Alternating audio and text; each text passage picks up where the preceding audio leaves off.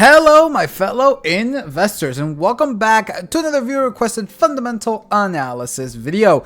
Guys, let's spin this wheel to see what other company we should analyze before the earnings season begins.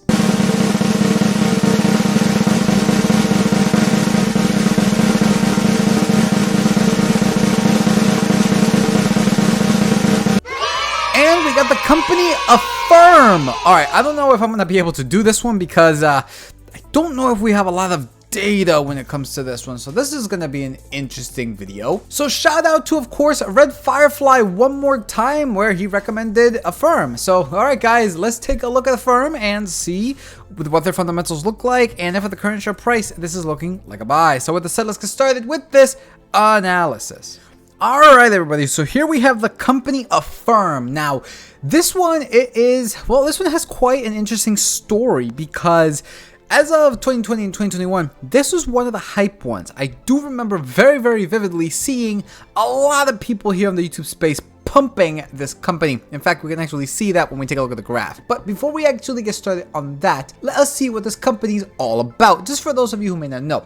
So the company's platforms includes point-of-sale payment solutions for consumers, merchant commerce solutions, and a consumer-focused app. There you go. They are in the financials. They're like, I don't want to say like a PayPal, but they're very similar to that of PayPal, just so that way you guys can wrap your head around it. Looking at last quarter's earnings, we can see that this was not good in the slightest. We got EPS normalized actual of negative 68 cents, which was in line. EPS gap actual of negative 69 cents.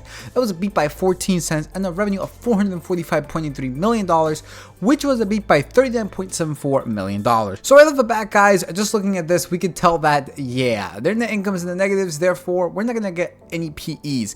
And on top of that, well, this is a company that a lot of people will consider a growth company. However, it really just depends on how much you're going to overpay for growth, and a lot of people overpay for growth with this company. So let's move now into the spreadsheet, and we got the company Affirm, a market cap of 5.8, well, let's just bring it up to $6 billion, a PE of NA for the reasons I just mentioned, and a current share price of $19.70. Now this, oh man, this share price has gone for a wild ride. Looking at the 1 year, this thing is up almost 6%. Year to date, it is up a whopping 106.48%.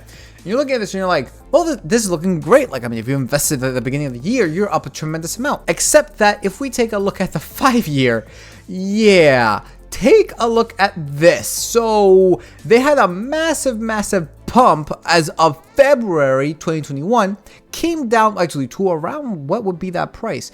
To around $130, actually more than $130, maybe like $140 or so. Fell to around 50 bucks, and then as of November 2021, this thing gained to a price of $164. This was, again, guys, one of the major meme stocks out there, and right here, people were writing this thing to the moon, right? It was the whole narrative to the moon. No, it can't fall. It can't fall. You're crazy. This thing will never fall down to, these, single digit numbers.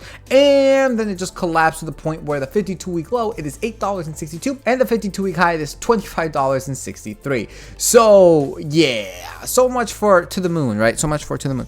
Now, again, this is just another example as to how you can overpay for growth, because every investment is the present value of all future cash flow. So let's take a look at this cash flow, seeing that they do not have a dividend. We can see that the 5-year average, it is negative 154. In the last year's, it is negative 108.6. Yeah, not really that good. So let's take a look at all these fundamentals now and see what we can actually learn from them. So this one will be rather quick. Here we have the net income 5 years ago of negative 120.5 million to 1 year ago of negative 985.3 million. That is a decrease of 718%. Guys, aside from just the increase from 5 to 4 years ago, this is just horrendous, right? Horrendous. And I don't even know what's going to happen here. I mean, they're not profitable in the slightest. So I'm going to have to give this guys a 0%. This is really, really bad. And looking at the cash flow, it does not get better. We got 5 years ago of negative $107 million. 1 year ago of negative $108 million. That is a decrease of 1%. But just take a look at this roller coaster. Their worst year was 2 years ago. Take a look at that, guys. During this massive hype, right? 2021, that was 2 years ago. During this massive hype, look at that. They actually did their worst year of free cash flow. Now, a lot of you are going to say, yeah, but they were just reinvesting into themselves because this is a growth company. Great. Awesome. How much are you willing to overpay for that growth? Because a lot of people overpay for it right there. A lot of people overpay for it. And man, they just came crashing down hard. Now, the following year, they did go up. But still, this is just all over the place. Not consistent. I don't like this. I'm going to have to give this like a 5%, mainly because, I mean, I don't even want to give it that, honestly. I want to give it 0%. I was going to say 5%, mainly because of the fact that, you know, you had to jump from 2 to 1 year ago, but, I mean, can I really justify 5%? Not really. 0%. Now, the only good of these profit metrics, it is this revenue. Take a look at this. $264 million to 1 year ago of $1.6 billion. That is an increase of 500%, almost 501%. And this trend line hits all of these graphs every single time. Guys, this is a perfect looking graph. However, a lot of people would just look at this and say, oh, that's really great. I'm going to invest in this company.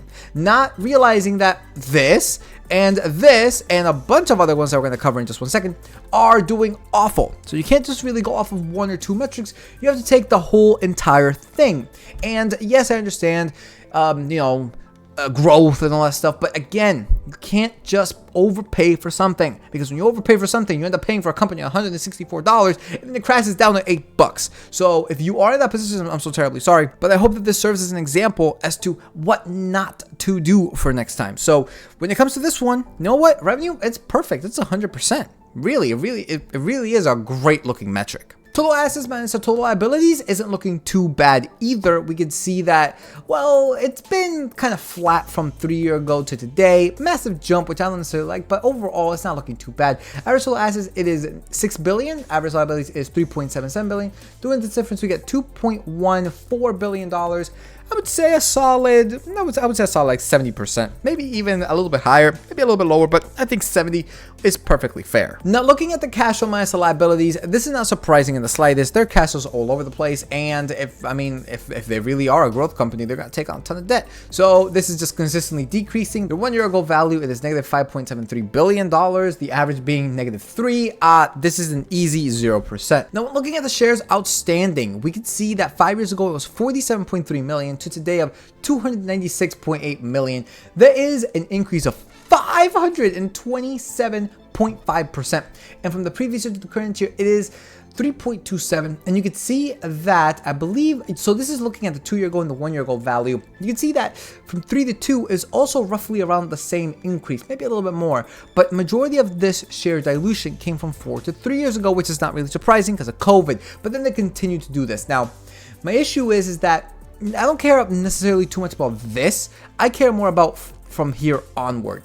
I think that they're going to continue to issue shares, guys. They're really struggling. So the fact that they're going to issue shares at 3.27%, it's weird. I'm going to say around maybe like a 50% for this grade, because 3 isn't a lot unless I do another spike, but 3 isn't a lot. Anything between anything between 0 and 5. Well, I would say anything less than 5%. There you go. Anything less than 5% and greater than 0, within that sweet spot, I think it's perfectly acceptable. However, it's just weird because I don't know what they might do, so I'm going to give it a 50% out of pity because I have no idea what in the world this company is going to do in the future. And lastly, when it comes to the cash and clearance, they currently hold $892 million with an average of $850 million. Now, with 3 zeros in 3 of these metrics, it's not going to be a good grade, right? I mean, net income 0, free cash flow 0, cash flow minus liability 0, revenue is great, 100%, asset minus liability 70, and shares outstanding at 50, overall grade of 35. Guys, this company just isn't doing it when it comes to the fundamentals. Now, let's actually find out what price we should pay for this. Maybe those who bought it at $164, maybe y'all were right. So let's see what price we should pay for this company now that has fallen a massive amount. So let's take a look at another discounted free cash flow. And here we have the discounted free cash flow. And right off the bat, guys, this is just not looking good. Oh my lord, this is just not looking good at all. So I guess when it comes to the predicted share buyback, I guess let us say -3 times 5, which would be -15%. Yeah, that would be the lowest assumption. Then let's go. I'm gonna give them the benefit of the doubt. Let's go up now by 5, and then let's go up by 5 again. That is a pretty big share dilution. So yeah, you can see that these numbers are still in the single digits, which actually is fairly in par with what the 52-week low is. Now, if we take a look at Seeking Alpha, we can see that the revenue forward is estimated at 21%. That to me is insane. So, I mean, well, to be fair, it's the revenue, right? The revenue has been very consistent. So I can actually kind of agree with that. So let's say 15, and then let's say, you know what? Let's just say 20. And then let's say 25. Let's go up by 5 every single time. And with this, guys, take a look at this. Target share price, not adjusting for debt, $11.54 to $17.33, and then adjusting for debt, $1.15 to $5.88. Margin of safety of 5.10.15, 98 cents to $5.59. So when it comes to not adjusting for debt, it's looking close. Adjusting for debt, this just falls to the ground. However, you can see that, at least the highest assumption, we can see that it is fairly close to the 52-week low. Now, if I would have done this during 2021 when this thing was $100+, almost $200, and if I would have said, oh, $11, $17, you know, $5.88, a lot of you would have been like, now I'm not saying the people who watch here regularly, but many of you who fell into the hype would just have said it would never fall there. Guys, it's 1970. It's at $20 right now. It's $20 right now. And again, lowest $8.62. So you can 100% overpay for growth. This is another example of that. This one out of many. So hopefully, if you did fall into that, you know what? I empathize with you. I remember losing a lot of money when I didn't know what I was doing. I was just following hype. But you know, learn from your mistakes, right? Learn from your mistakes. So if you are in that position, at least this is just what I would do, right? I'm not telling anybody what to do. But what I would do is I would just take the L and just, you know, learn from my mistake and move forward, right? Obviously, not financial advice. Every investment is a personal value of offered to castle. Please have these calculators to make assumptions like this, because this, guys, just gives you the general idea as to like what you should look for. The next steps would be taking a look at what they actually do, right? Their business model, their 10Ks or 8K, that kind of stuff. So just keep that in mind, that this isn't the end all be all, and I do my own due diligence after I do this, right? My main thing is fundamentals need to make sense, then the price needs to fall in line, and if it doesn't, then I wait for it to fall, or if the fundamentals just aren't in place, I just skip it entirely. This one's one that I would just skip entirely. So again, if you do want this calculator, it is available for free. Only thing we're asking for in return is like, subscribe, comment. It really does help here on YouTube, and of course share. That really is all we are asking for, guys. We just want to grow the channel. We want to make this our business. We really do want to just give stuff to you guys, right? Just provide value in the form of just, you know, advice and knowledge. And we're learning as we go too, right? Mike is learning, I'm learning. You never stop learning. So I'm glad that I have a community, or that we were able to build a community where people are able to fill in the gaps that we can't, right? We can't cover everything. So very glad to have all of you. And again, if you would like to help us, donations would be great. However, honestly, like, subscribe, comment, and of course share. You guys get free daily content, and make sure, guys, to stop by on Friday for the live stream on the earnings for the banks, because yeah, we're finally getting the earnings for, I believe, what, Q3. So yeah, that's gonna be fun. And also on Thursday, we're gonna have another live stream, so 2 live streams back to back, Thursday and Friday, for the CPI, which comes out on Thursday. So yeah, again, free content. All we're asking for is just like, subscribe, comment, and of course share.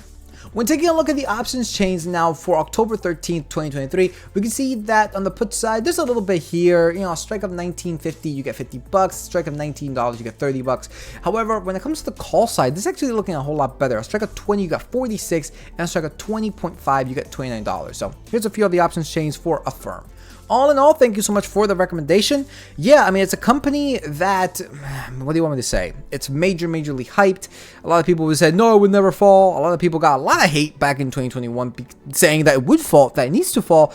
And a lot of people were saying, no, to the moon, Dogecoin, right? You know, all of those fancy stocks. And then just everything fell to the ground, because at the end of the day, everything follows their fundamentals. So guys, that pretty much does it for this video. You can follow us on the new tech sites, link is in the description below. So with that said, peace out, and I will see you all next time.